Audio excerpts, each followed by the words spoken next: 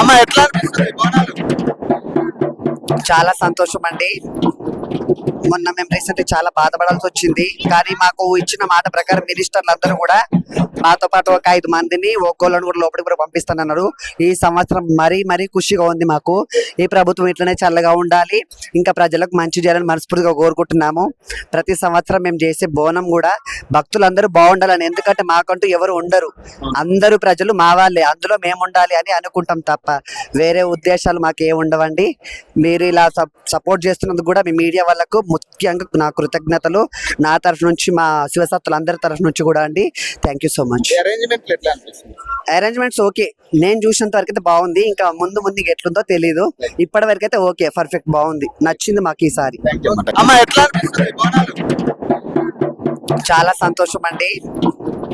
మొన్న మేము రీసెంట్ చాలా బాధపడాల్సి వచ్చింది, కానీ మాకు ఇచ్చిన మాట ప్రకారం మినిస్టర్లు అందరూ కూడా మాతో పాటు ఒక 5 మందిని ఒక్కోళ్ళని కూడా లోపలికి కూడా పంపిస్తానన్నారు. ఈ సంవత్సరం మరీ ఖుషిగా ఉంది మాకు. ఈ ప్రభుత్వం ఇట్లనే చల్లగా ఉండాలి, ఇంకా ప్రజలకు మంచి చేయాలని మనస్ఫూర్తిగా కోరుకుంటున్నాము.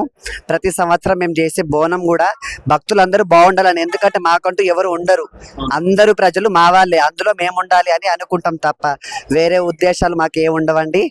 మీరు ఇలా సపోర్ట్ చేస్తున్నందుకు కూడా మీ మీడియా వాళ్ళకు ముఖ్యంగా నా కృతజ్ఞతలు, నా తరఫు నుంచి మా శివసత్తులు అందరి తరఫు నుంచి కూడా అండి. Thank you so much. Arrangement ఎట్లా అనిపిస్తుంది? అరేంజ్మెంట్స్ ఓకే, నేను చూసినంత వరకు అయితే బాగుంది. ఇంకా ముందు ఎట్లుందో తెలీదు, ఇప్పటి వరకు అయితే ఓకే, పర్ఫెక్ట్, బాగుంది, నచ్చింది మాకు ఈసారి.